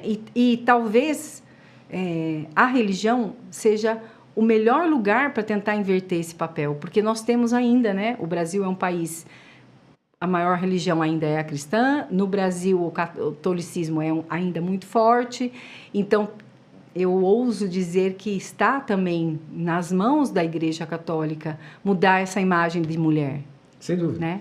Você sabe que outros sistemas, que são sistemas de auto-organização, que não têm a presença de Deus lá no centro, como é o caso do budismo, e aí eu queria o seu olhar sobre isso, porque é um olhar muito importante, que é um olhar que parte da perspectiva de Maria como uma pessoa oprimida, culturalmente oprimida. Sim, eu coloco isso no texto. Ela foi a primeira silenciada. Pois é. Primeira né? silenciada. E isso reflete todas as mulheres. Agora, quando a gente entra em sistemas auto-organizativos, como é o caso do budismo, e eu sou uma criatura dos dois mundos, você sabe, né? Tem metade minha que é católica e outra metade é budista. Dos dois lados. Eu acho isso muito curioso. Agora, eu também. Eu me acho um ser estranho nesse baratas, porque eu tenho acesso aos dois lados. Sim. E os dois lados eu tenho mestres. Na ordem dominicana são os mestres, na ordem budista, tibetana e chinesa, outros mestres. Então, eu não entendo muito bem o que está acontecendo, mas eu acho muito interessante ver toda essa culturalidade diferente de sistemas que são tão distintos. Um sistema teísta e outro sistema é o sistema não teísta. Não é ateísta, é um sistema não teísta. Então, lá dentro você também tem a questão da mulher oprimida pelo machismo. Dentro da estrutura, por exemplo, budista originária, você tem ali, do ano mais ou menos do século V até o século II, uma religião meio de silêncio na Índia. Aí aparece no século II um budismo imperial. Quando ele surge, a mulher é colocada... A gente tem certeza de deslocamentos de lógica dos textos budistas. Por quê? Porque você tem remanescentes de uma lógica do Buda histórico, que é um âmbito de igualdade entre homem e mulher. E o nascimento do Buda é um nascimento virginal. Isso, a Mulak fala isso no livro dela, então, que a mãe de Buda é considerada virgem. Só que ela não vive tanto quanto Maria, ela vive alguns meses e depois ela morre. Mas é considerado nascimento virginal. E a concepção é uma concepção virginal. O anjo pergunta para Maria, você aceita o Senhor? Sim, eu aceito porque eu sou a serva do Senhor. Né? E aí entrou aquela ideia de serva. Mas como que isso vai acontecer se eu não conheço homem algum? Exato. Ela questiona o anjo. Questiona o anjo. Porque ela tem consciência de si. Agora, quando ela se coloca como serva, a gente tem que entender qual é o servo no contexto dela. Sim. Né? E aí o pessoal não entende que o servo no contexto dela não é o servo no contexto europeu. Né? Então, o pessoal tem uma certa tendência a cristianizar europeicamente, portugalmente, de coimbramente, né? O turismo de Coimbra que impera aqui na nossa colonização brasileira. E não é. Sim, né? sim. Você veja que, né, Jesus serviu os seus, ele falava sobre isso, ele lavou os pés dos seus. Né? Então, assim, quem quiser ser o maior, seja o servo de Seja todos. o servo. Então, veja a conotação de servo que ele está dando. Não é a conotação que foi dada a Maria. E veja, essa conotação não foi dada aos homens, foi dada às mulheres. Pois é. Percebe como que a gente tem que brigar firme nisso, nesse sentido? Plenamente, né? Essa mudança da imagem dessa mulher maravilhosa, que foi silenciada lá desde o começo. Então, se a gente for pensar na história do cristianismo, estrutura do patriarcado, E você falou agora do budismo que não tem essa construção que nós temos, mas existe essa hierarquia entre homens e mulheres, né? Porque a sociedade patriarcal, né, ela está antes desse processo de construção me parece, né? que o ícone de Quando você vê aquele livro bom do Sapiens, né? Uma breve história da humanidade, né? Do ser humano, coisa assim. E você vai vendo como que o autor traça a evolução, né, e tal. E aí, 70 mil anos atrás, teve aquele boom do processo cognitivo, né? Então, o ser humano começou a compreender a fala e fazer mais do que construir uma frase, né? E não mais água, apontava. Então, o sujeito sabia que ele estava querendo aquela água, né? Não, quando ele conseguiu. Eu quero beber água, eu estou com sede, você tem água, né? Então, quando você vai olhando essa evolução, ali você já identifica quando é que os processos vão sendo modificados, né? O autor fala muito, esse livro eu achei muito legal ter lido, e esse livro eu li depois da minha tese, que me ajudou a pensar várias coisas também. Ele fala da força o ser humano, a maior descoberta foi a imaginação. Quando ele imaginou, chegou diante de um grupo e passou para esse grupo aquilo que ele imaginou e que ele percebeu que todos eles se tornaram seus súditos, vamos dizer assim, seus submissos, acreditaram nessa imaginação que ele falou, opa, deu certo. Então, por que eu estou falando isso? Porque aí você vê o processo da religião, que nem você falou do império e tal. O império é todo um mecanismo, né, de linguagem, de imagem. Isso. Né? Você bota as pedras preciosas de Maria para mostrar que ela é realmente poderosa lá. Isso. Mas poderosa? Mas qual que é a linguagem que vem depois? Como é que você apresenta ela para os seus servos, né? Entende? Qual é a conotação que você dá de servo? Então, aí, para finalizar, no 4º capítulo, eu coloco aqui que a questão está no modelar, né?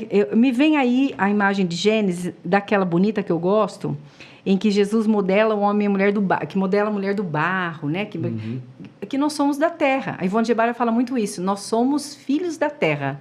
Ela gosta de afirmar isso, assim. Não é assim essa perspectiva do divino no sentido de fora, deslocado daqui, como alguém que chegou e todo poderoso e plim, fez o homem, plim, fez a mulher, plim, fez a árvore, plim, fez o peixe. Não, a gente é da terra. A Ivone gosta muito de dizer assim, nós somos filhos da terra.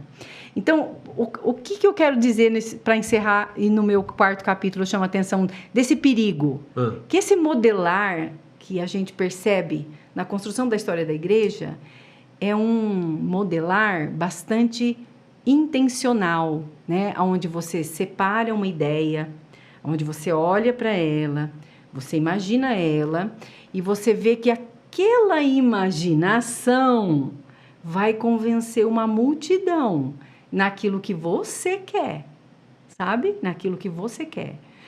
Então, você modela atentamente, aí é que está o risco e que está o perigo. E foi isso que essa geração de homens, eu não vou dizer que 100%, porque a gente não pode generalizar nada, nunca, mas que de modo, assim, mais amplo possível, fez com a imagem de Maria. Todos os momentos da história do Brasil, da história do mundo, ela foi subutilizada, né?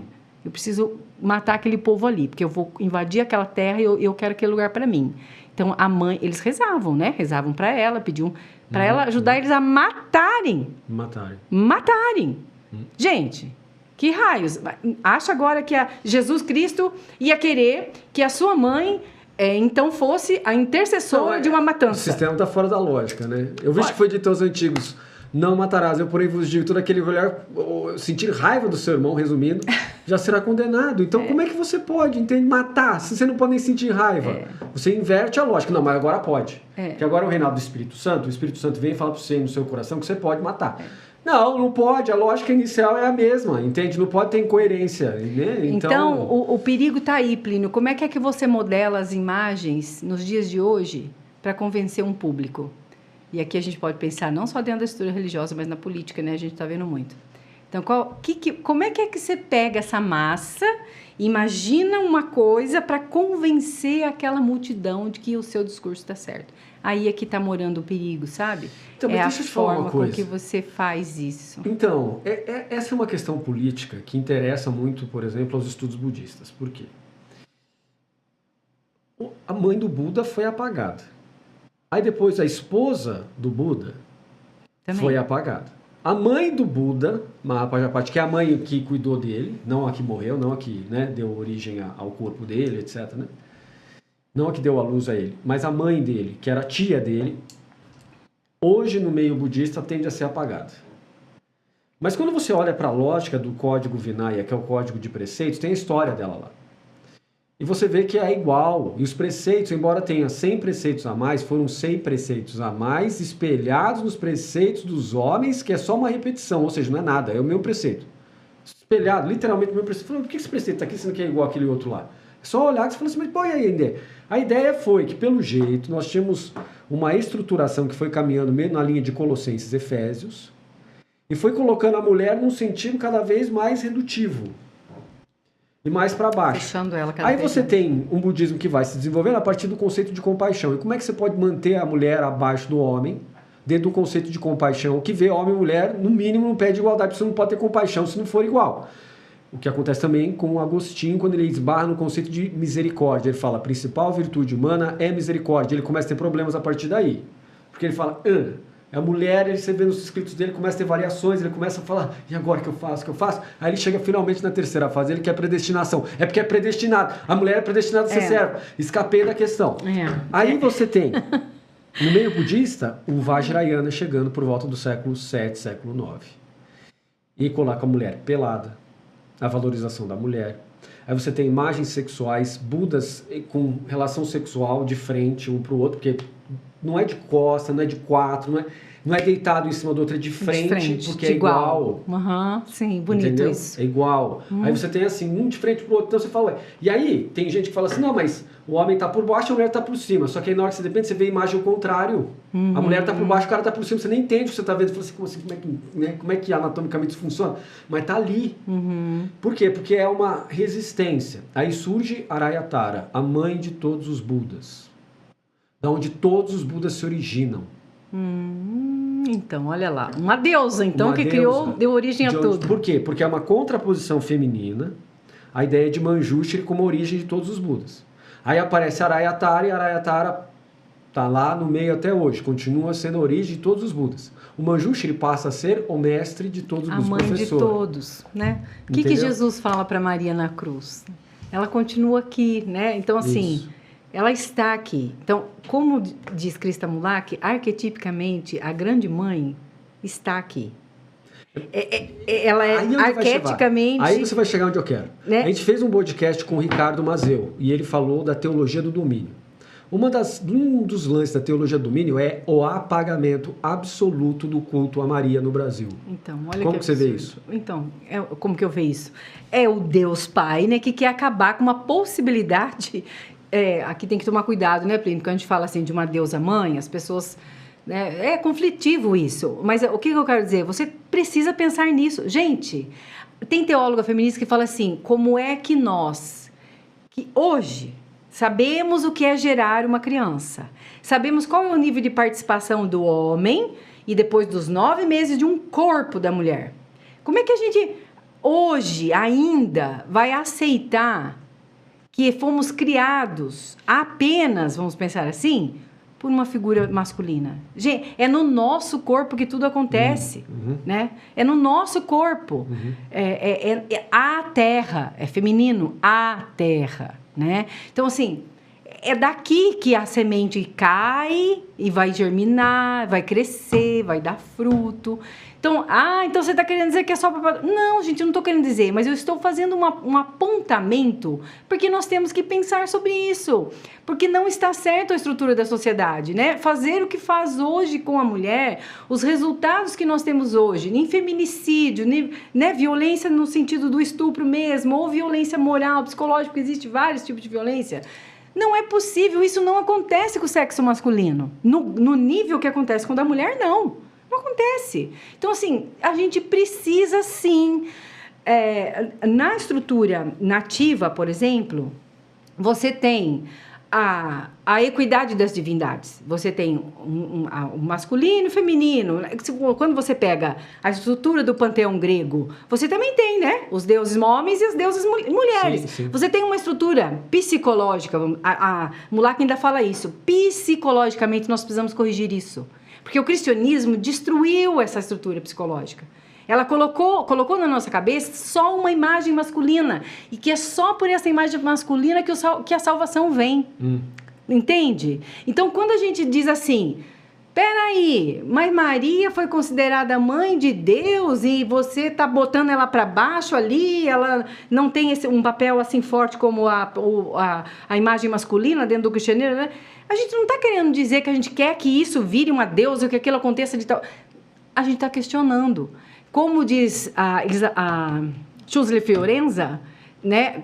Criar uma hermenêutica crítica de libertação. E o que é isso? É suspeitar desses textos. Suspeitar desses arranjos, como você estava citando agora do Agostinho, que daí entra num conflito. Não, mas então agora eu tenho que criar uma coisa para explicar aquela outra coisa. Isso aí. Veja, quando a gente lê os nossos... Gente, a Igreja Católica tem muito livro. Acho que não existe um ser na Terra que conheça todos, mas se você falar assim, eu sou especialista em Agostinho, você vai perceber na obra dele que ele chegou mesmo num lugar lá sem saída, ele falou, nossa, agora eu tenho que resolver isso aqui. Aí ele cria uma outra maneira, né? Ele vai. Os documentos pontifícios, a gente percebe isso também. Entende, Plínio? Então, assim, a gente precisa parar e pensar nisso. Gente, isso mesmo. Vamos olhar com equidade para as coisas.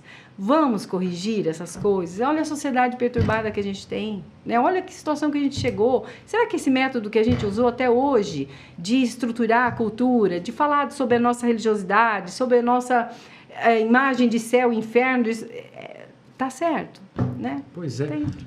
É isso. Agora, você sabe que lá na parte budista, a Arayatara entra, mas o budismo Vajrayana acaba no século XI para o século XII, na Índia. Exterminado. Sobrou quase nada. Hoje você tem um resgate.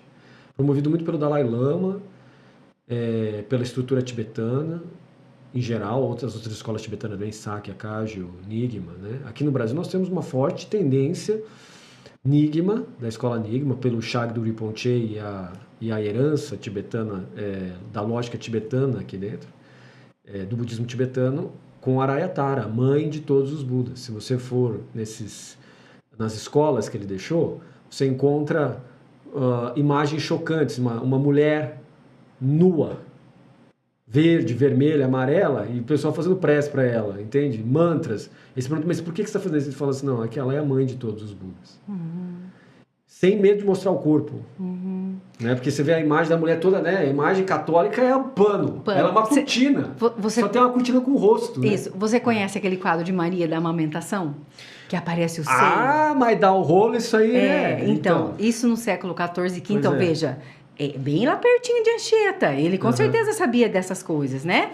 Então, você tem lá no século XIV e XV esse quadro lindo, que hoje tem um quadro desse, lá em Salvador, num mosteiro, que inclusive eu tenho a foto em casa, ele fica fechado assim, sabe? Tem você não pode se aproximar do quadro. Você não pode se aproximar do quadro. Ele tá na parede. Então eu enfiei a mão na grade assim e fiz a foto, sabe? Sim.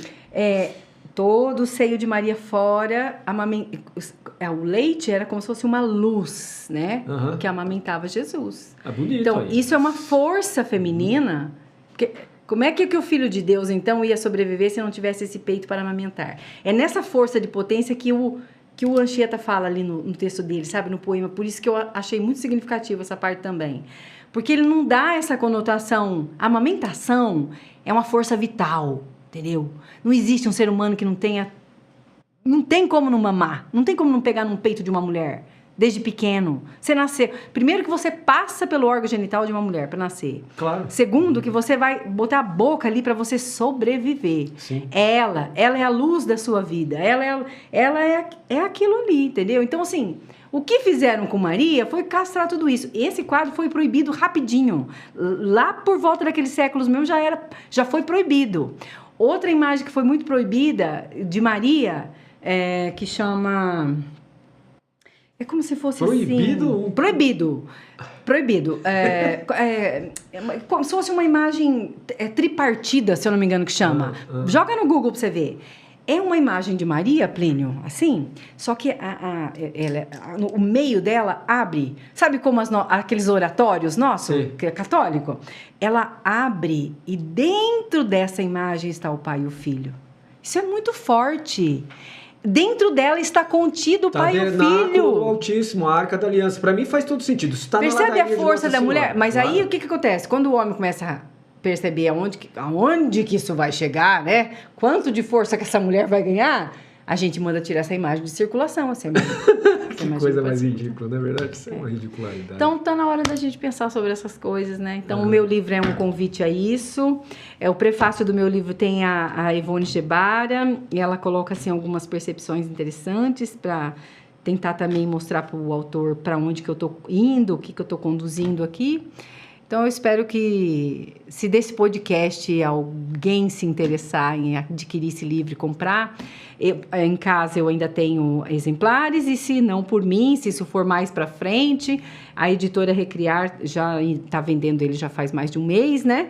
Então, é só acessar lá o site da editora Recriar. Ele foi publicado pelo selo Pluralidades da Recriar, mas é só colocar lá, editora Recriar, em busca de Maria no Brasil Colonial, que vai aparecer, porque na editora Recriar só tem o meu livro sobre Maria. Olha só. Eles ficaram muito interessados. Vamos mostrar de novo. Eles ficaram muito interessados porque eles não tinham no catálogo deles um livro sobre Maria, então agora eles têm o meu livro. O seu livro. Muito legal. Certo. Eu vou adorar a experiência de chamar você para mais um podcast no futuro, para você falar sobre as suas percepções sobre Maria. Porque você tocou num assunto muito interessante, que foi a divinização de Maria durante a Idade Média.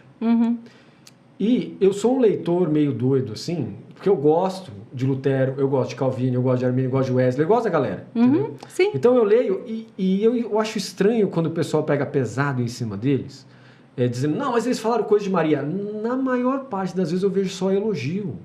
O que me deixa um tanto quanto desgostoso com a história de falar, mas por que vocês desenvolvem uma anti-mariologia, entendeu? Se os teólogos que são centrais, eles não são tão anti-Maria assim, a ponto de criar uma anti-mariologia. Ao contrário, tem rudimentos de mariologia. Então, por que não vai? Por que trava? Qual é o mecanismo psicológico, antropológico, sociológico que está ali que trava e que fala assim, não, a mulher tem que ficar dentro, como você falou, da grade, presa, não posso mostrar a mulher, porque vai que o quê? Na cabeça de quem que é esse vai que, né? Entende? Como é que um teólogo pode chegar no ponto de falar assim, eu vou colocar a mãe de Jesus dentro de uma grade, porque ela não pode aparecer. Ou então chegar no nível de uma teologia que diz assim, vamos exterminar Maria, mãe de Jesus, de todos os templos católicos do Brasil, porque a mulher tem que ficar submissa ao homem. Do que nós estamos falando? Entende? Aliás, agora vai a bomba. Nós tivemos um frei carmelita que anda falando umas coisas muito doidas, né? E saiu uma repercussão. Eu vi o que ele falou. E eu reagi num debate teológico, né? Coloquei algumas frases de um bispo, que acho que veio da Ivo... Como é que é o nome dela? Esqueci. Evenise. O texto, acho que o texto é da Rede Brasileira de Teólogos, né? De um bispo. Aí ele coloca algumas... Eu falei, não, aqui eu concordo, aqui. Aquele texto foi feito por mim e pela Janaína. Sabe a Janaína? Não, esse é outro texto, eu sei. Só que aí eu entendi que estava dentro do discurso teológico. Então eu falei, então, um debate teológico. De repente, eu vi que não era teológico a coisa, era sociológica. Sim. Eu falei, como é que as mulheres se sentem quando escutam uns negócios muito estranhos desses? Como é que foi o seu sentimento de escutar aquilo? Quando você viu aquele bando de pravada, você não gostaria de servir Jesus se o seu homem fosse Cristo? Já começou uma viagem nesse ponto, né? Sim. Como é que você foi?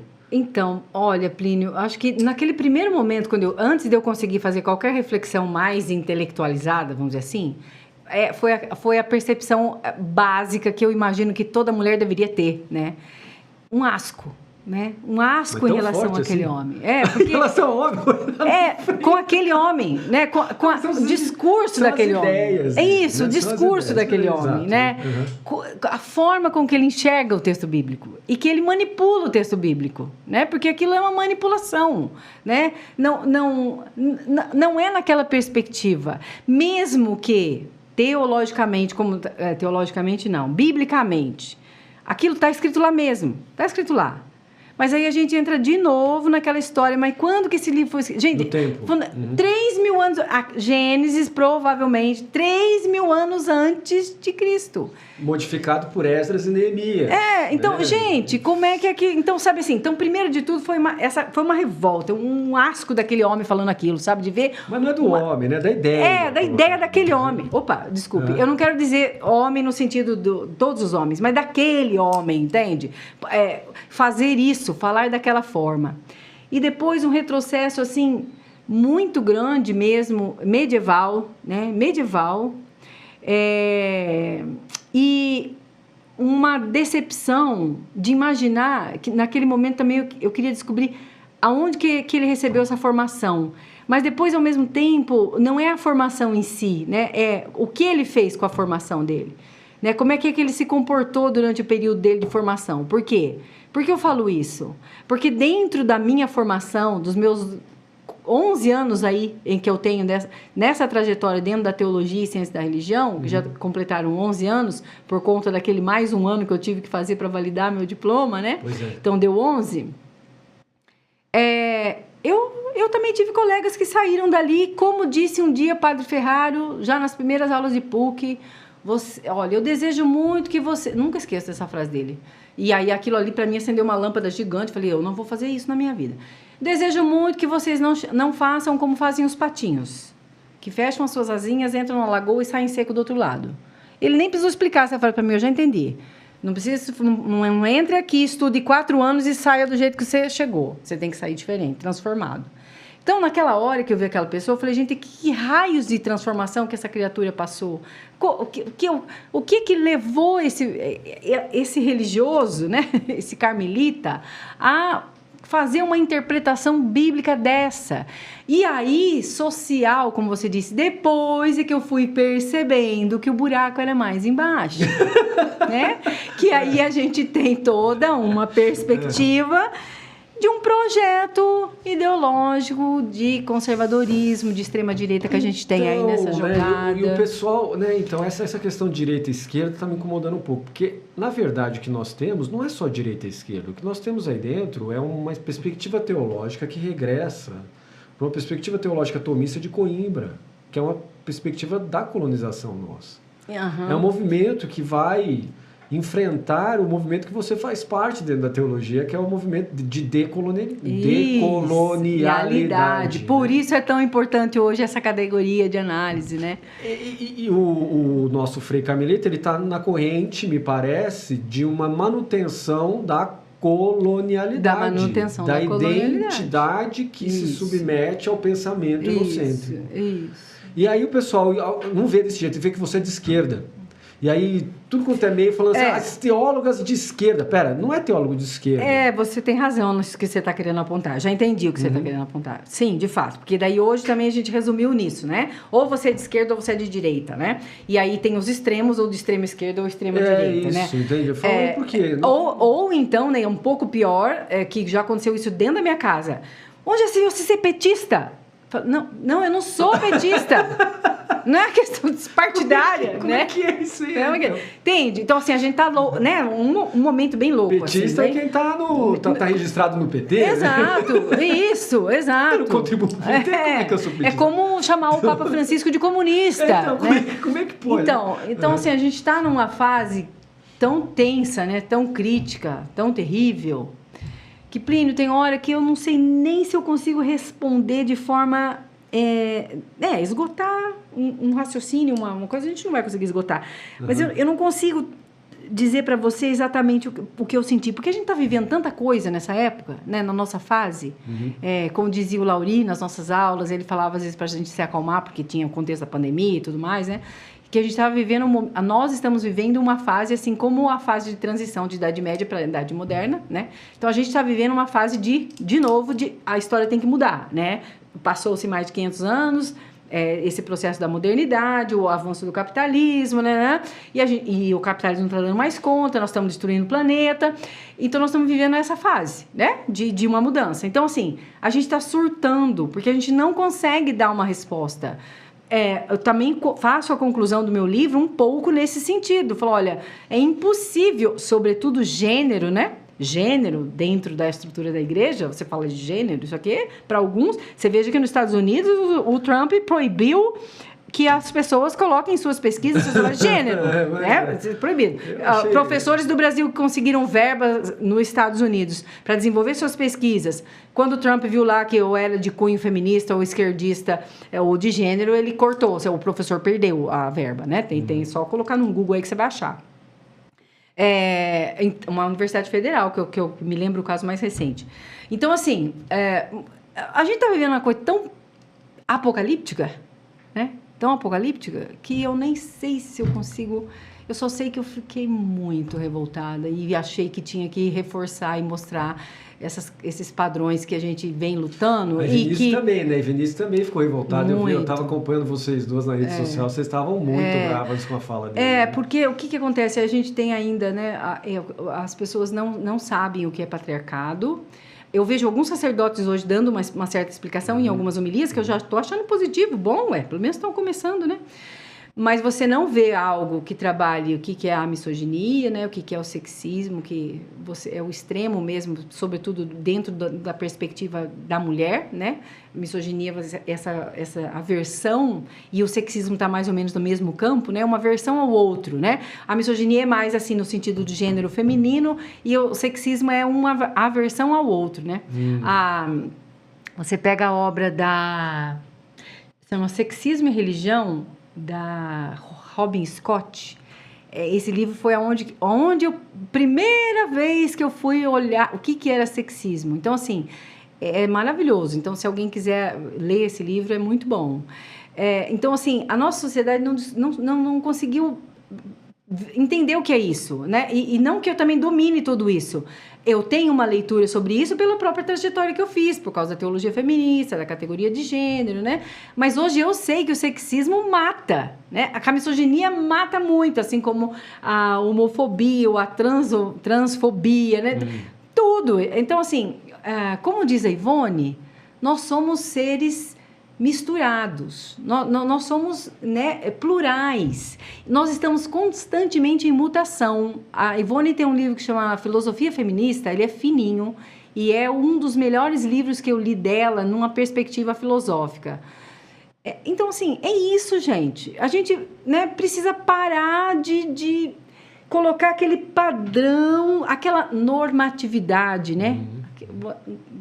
A gente tem que parar com isso. Eu preciso olhar para você como ser humano e você me olhar como ser humano, né? Como uma pessoa de igualdade, de direitos, de dignidade, né? Que é aquilo que Jesus, que eu entendo, né? Que Jesus veio fazer no seu momento aqui na Terra. Ele veio isso, né? Você vê, ele conversava com as prostitutas, ele conversava com qualquer mulher, ele socorria a quem a ele se aproximasse, curava todo tipo de enfermidade, doença. Então, assim, ele não foi seletivo. Ele nunca perguntou, você é judeu para eu curar você? Não. Então, como nós hoje, né? Se você não for cristão, você não vai para o céu. Mas, tá, céu é a sua concepção. É como aconteceu com os povos originários. Mas o que é céu? Né? Eles tiveram que aprender. Então, assim...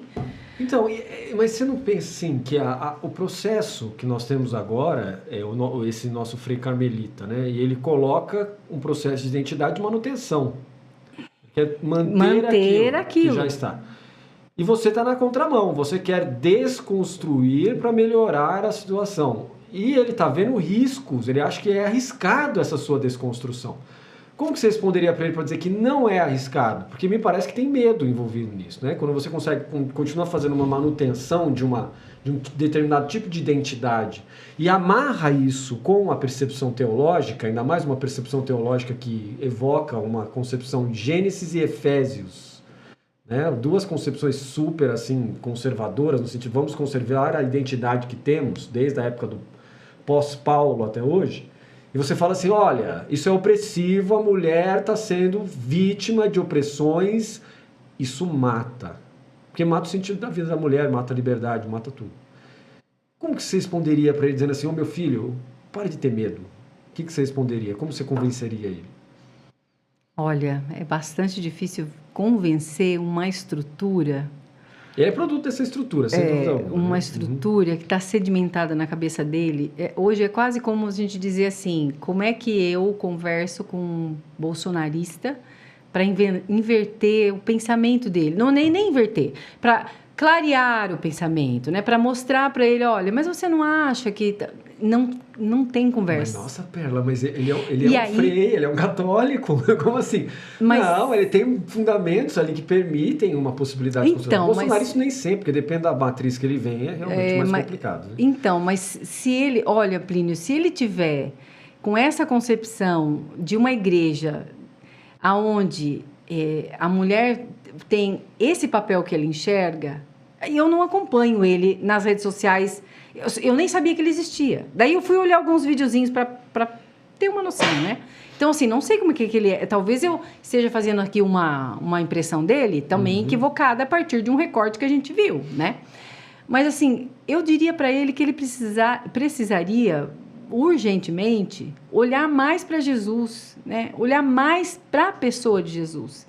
E lembrar que o livro do Gênesis é o texto mítico do cristianismo, né? Do início, daquilo que como a gente vê hoje, como que surgiu o mundo para o Tupi, para o povo tal. É um texto que nos dá uma noção, né? É um texto que eu ouso assim dizer, quando eu leio Gênesis, não desde a primeira vez que eu li, não, mas depois de ler muito. Sabe como que eu vi? Eu vi assim... Ali tinha um povo também que estava nu, também não se vestia. Chegou alguém que usava roupa e apontou para eles que tem um Deus que não gosta de ficar sem roupa, que tem que usar roupa, que isso é imoral. E ele teve vergonha. E aí ele começou a parar a pensar sobre isso. Aí ele codificou isso. Entendeu? Você está entendendo? Então, assim, eu diria para esse Frei... e se eu não estiver respondendo à altura do que você está imaginando querer tirar de mim... Então, você me ajude, porque pode até ser que eu saiba, talvez, o que você está pretendendo tirar de mim. Mas eu não estou alcançando sua solicitação. Mas eu diria, principalmente, que ele tem que olhar para Jesus. Mas quando ele olha para Jesus, ele vai ver o Jesus que fala Pai, o Jesus machocêntrico. Como que ele vai ver Maria? Como que ele vai ver isso? Porque Jesus também estava numa estrutura patriarcal, certo. Né? Ele também estava. Não tinha como, né? Tanto é que você vê que na própria, pelo menos porque a gente sabe, né? Na ceia, é ele que preside a mesa. É ele, né? É o homem, né? Mas a gente não sabe se todos os momentos foi assim. Quem garante que em algum momento ele não pediu, Maria Madalena, fale hoje as coisas que eu expliquei para você, por exemplo, né? Ele inverteu o papel, vamos dizer assim. Então, assim, olha, Plínio, a gente tem tanto documento dentro da Igreja Católica mesmo que reforça essas estruturas. Mas Maria Madalena foi a primeira a ver o Cristo ressuscitado e era mulher, entendeu? Então, se não fosse as mulheres, talvez ninguém acreditasse nessa verdade. Foi a primeira enviada. Só que agora, se você faz paralelo com a primeira mulher que fala, eu sou a serva, entre aspas, do Senhor, e aí depois uma... liberta supostamente de 7 demônios, que a gente sabe que é 7 vícios capitais, não demônio literal, não é o possesso de Genezaré lá dos porquinhos, não é, né? Então, e ela era super ativa no meio do pessoal, tanto é que tem evangelhos cóptas, apócrifos, que ela aparece, então, mulher muito ativa para começar a aparecer desse jeito. Então, e ela vai a primeira testemunha. Na ordem dominicana, ela é a santa, entendeu? É a mulher que é colocada. Domingos de Gusmão colocou Ela então, é difícil. Então, é difícil você dar uma resposta para um frei. Você falou assim, não, mas ele é um frei, ele é católico. Não, ele tem base para mudar, isso que eu estou querendo dizer. Então, mas aí você veja, Plínio, por mais que você vá lá, como por exemplo eu falei de Gálatas 3:28, que você vai falar isso para ele, que você vai falar de Prisca, né, das discípulas que tem ali nas cartas mesmo que você encontra. Se você for falar isso aí para ele, e ele tiver fechado, né, na ideia dele, dessas passagens bíblicas que estão lá na Bíblia, que autorizam ele a dizer dessa forma, mas sem usar uma hermenêutica atualizada, né? A gente não pode usar uma coisa congelada, né? O dogma tem que libertar, a palavra tem que libertar. Isso, não é, era outra cultura, era outro momento. Então, como é que eu posso dizer teologicamente, mas aí quando você percebe que o sujeito participa do Brasil Paralelo, né? Porque agora, depois foram fazer uma varredura na vida dele, né? Participa do Brasil Paralelo, dessa educação, que é uma proposta de revisão da história, mas a partir de uma ideologia equivocada. Uma perspectiva né? colonial. Perspectiva colonial. Então... E que aí envolve todo esse processo, patriarcado, que vai envolver... Por exemplo, se eles instaurassem isso agora, não só eu, mas muitas outras, a gente ia pra fogueira. Isso aqui que eu tô falando pra vocês, eles iam ouvir, falar assim, ó, vamos queimar essa mulher aí. É bem possível, né? Eu ia morrer junto. Vamos queimar essa mulher. Vai morrer eu também. Esse moleque deu direito de fala pra essa mulher. Né? Não é só isso. Ele fala que ele tem um lado católico, um lado budista, morra, anátema. Então, morri. Então, assim, não sei, como é que você faria, Plínio? O que eu diria pra ele? Pra ele olhar para a opressão das mulheres. E não é possível não ver o nível de sofrimento das mulheres. Sim. E o olhar dele tem que ser um olhar bem-aventurados, misericordiosos, porque alcançarão misericórdia. Se ele se acha acima da misericórdia porque ele tem fé, ele está doido. Esse é o meu ponto. Se ele não consegue observar o nível do sofrimento, da opressão das mulheres, a partir da manutenção de uma identidade que conserva linhas de colonialismo português aqui dentro, e não consegue perceber o nível de sofrimento que tem, algo está errado com o sacerdócio dele. Sim. Algo está errado com a consagração dele. Sim, com certeza. Não tenho a mínima dúvida. Por isso que, quando cheguei ao final do livro, e agora nessa conversa nossa, quando eu cheguei ao final do livro, eu pensei comigo, até acho que, se eu não me engano, deixa eu até conferir, a última coisa que eu termino na minha conclusão é de uma Mariologia. Isso. Ó. A linguagem de controle operante na história do cristianismo e como ficou demonstrado nesse trabalho, através da catequese com os povos tupi, aponta o percurso que foi estabelecido e a teologia marial que persiste. Repensar a linguagem, o modo de se estabelecer as imagens, de propagar os dogmas marianos, não é tarefa que se resolva de imediato. Porém, os católicos poderão estar mais próximos disso, uma vez que o culto à Virgem, à Nossa Senhora, chega a ser, em alguns lugares, maior ou mais fervoroso que o culto ao seu próprio filho. Encontrar o equilíbrio das relações e acertar a colonialidade de gênero como operante na Mariologia atual deve ser o fundamento para uma Mariologia decolonial. Então, é assim que eu termino meu livro. E acho que isso que você está dizendo é isso, é decolonizar mesmo, é rever esses processos que até hoje acontecem e que tem um monte de gente querendo voltar para trás e querendo reafirmar tudo isso de novo. E colocar a mulher de novo naquele lugar e que ela suadamente hoje conseguiu sair um pouquinho dele. Suadamente estou eu aqui com meu mestrado, meu doutorado, falando aqui com você. Perfeito. Bem-aventurados misericordiosos, porque alcançarão misericórdia. Levou os humildes, né? Isso. Pois é. Muito obrigado, Perla. Eu que agradeço. Logo mais eu te chamo para um outro podcast. Ok. Muito obrigado. Obrigada eu, Plínio.